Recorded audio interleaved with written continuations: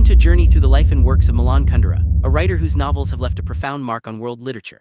Today we explore his unique perspective on memory, laughter, and the art of forgetting. Kundera's works, especially the Book of Laughter and Forgetting, reflect his experiences in Czechoslovakia and later in France, shaped by political upheavals and personal exile. His writing is not just about storytelling but about questioning the very nature of history, identity, and the human condition. Let's begin by understanding the man behind the words.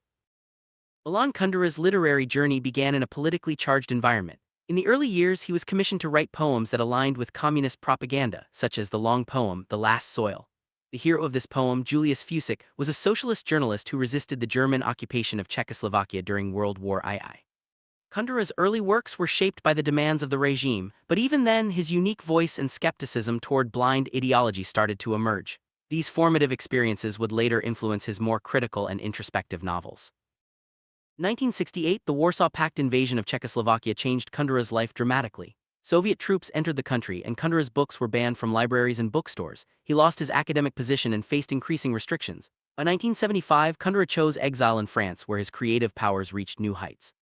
This period of censorship and forced migration deeply influenced his writing, infusing his novels with themes of loss, memory, and the search for identity in a world where history can be rewritten or erased at any moment.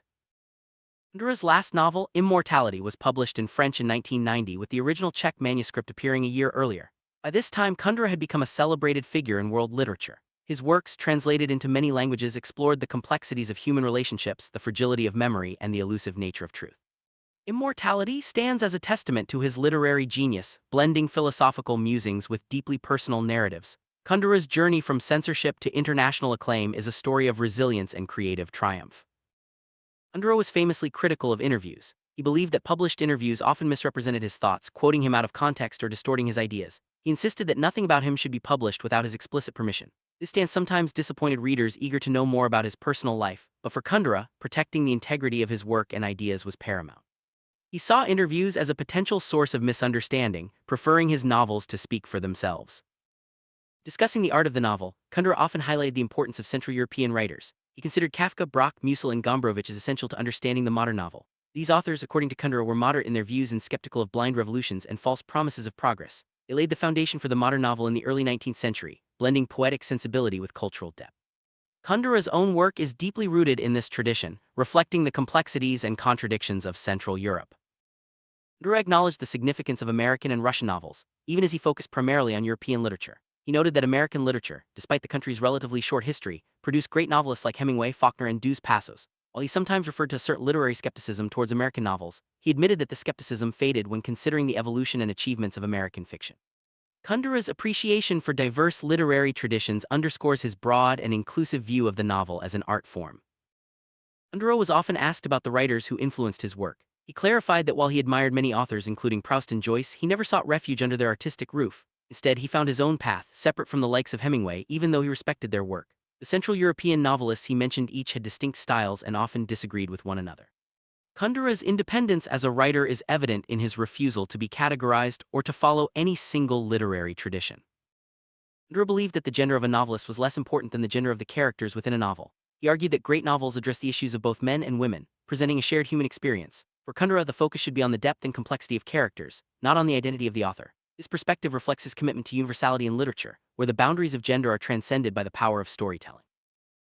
Kundera's novels often reflect the realities of Czech society, yet his years in France also shaped his creative journey. He spent 45 years in Czechoslovakia, beginning to write seriously at the age of 30. However, he considered his true creative journey to have started after moving to France. The sense of exile, the blending of cultures, and the longing for home are recurring themes in his work. Kundera's connection to France became as significant as his roots in Central Europe, enriching his literary voice. Reflecting on his life, Kundera noted significant changes in his thinking over time. In his youth, music was his greatest passion and he experimented with poetry and drama. As he matured, he found his true voice in prose, especially in the novel. His early works were marked by a search for identity, but over time his writing became more focused, introspective, and philosophical. Kundera's evolution as a writer mirrors his personal journey from youthful exuberance to a deeper, more contemplative engagement with the world. The story The Scent of the Past, Kundera explores the bittersweet nature of memory. The protagonist returns to his village, feeling alienated by the sameness of life and the gossiping neighbors. Lost in thought, he almost fails to recognize a woman from his past. Their encounter is tinged with nostalgia and the realization of how time has changed them both. The woman, now older, reflects on her lost youth, while the man is reminded of the enduring power of a smile from long ago. This scene sets the tone for a meditation on memory, loss, and the passage of time. Woman invites the protagonist for coffee, leading to a quiet, intimate reunion. They reminisce about the past, sharing stories of lost love and missed opportunities. The village, once familiar, now feels foreign to both of them. The woman reveals her struggles after her husband's death and her recent visit to the village to renew the lease on his grave. The conversation is filled with unspoken regrets and the weight of memories that cannot be reclaimed. Through their dialogue, Kundera captures the universal longing for connection and the pain of things left unsaid. As they sit together, both characters are haunted by their past choices. The woman mourns the loss of her husband's grave, erased due to an expired lease, and worries about how to explain this to her son.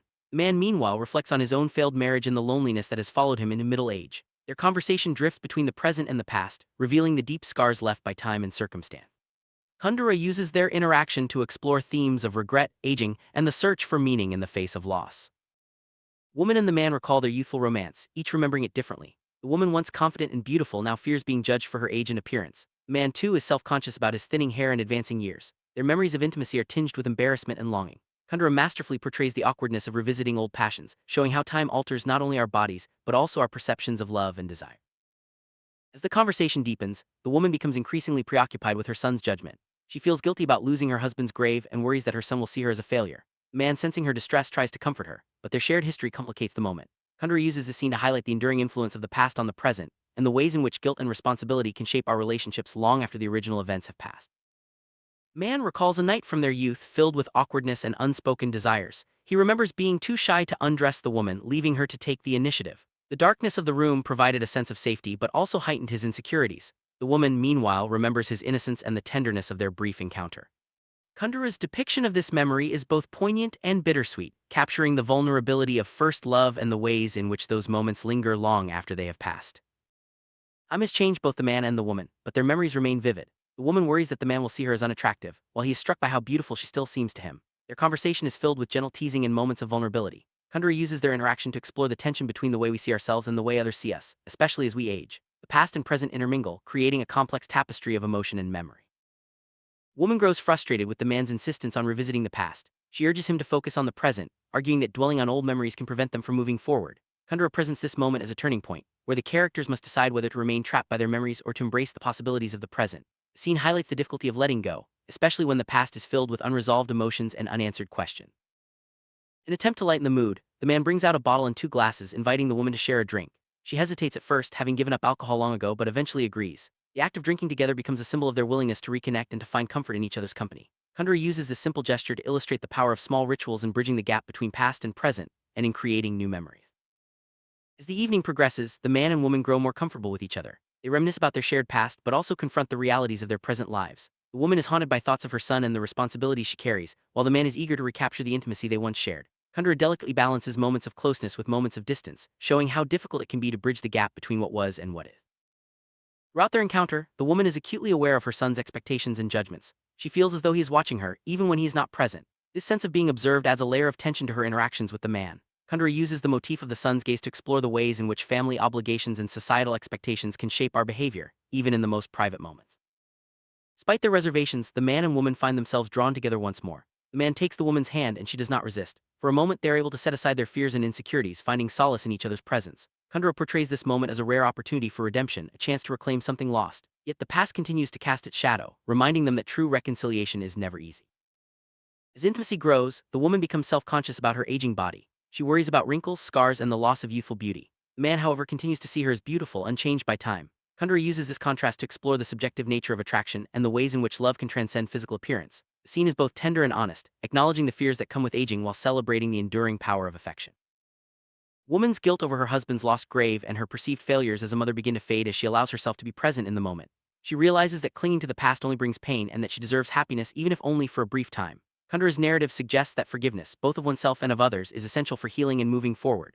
The scene ends with a sense of acceptance and the possibility of renewal.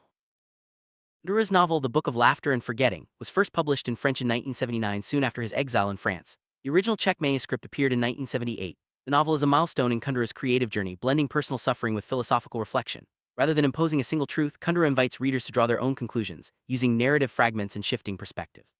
The book's structure mirrors the themes of memory and forgetting, challenging readers to question what is real and what is imagined. One of the central characters in The Book of Laughter and Forgetting is Tamina, a woman who works in a cafe and struggles to make ends meet.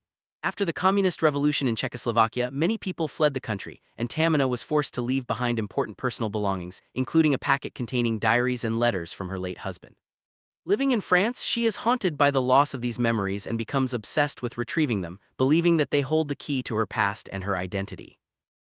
Anna's longing for her lost packet symbolizes the pain of exile and the difficulty of preserving one's identity in a foreign land. She enlists the help of friends and acquaintances to retrieve the packet from her mother-in-law's home in Prague. The process is fraught with obstacles, misunderstandings, and disappointments. Kundera uses Tamina's quest as a metaphor for the universal human desire to hold on to the past, even when it is out of reach. The novel explores the tension between memory and forgetting, and the ways in which exile can amplify both. For Tamina, the lost packet is more than just a collection of notebooks and letters. It is a tangible link to her former life and her late husband. Kundera explores the emotional significance of objects, showing how they can become repositories of memory and meaning. The search for the packet becomes a search for self, as Tamina tries to reconstruct her identity from the fragments of her past. The novel raises questions about the reliability of memory and the possibility of truly recovering what has been lost. Diaries and letters in Tamina's packet contain the story of her marriage, including moments of love, conflict, and reconciliation.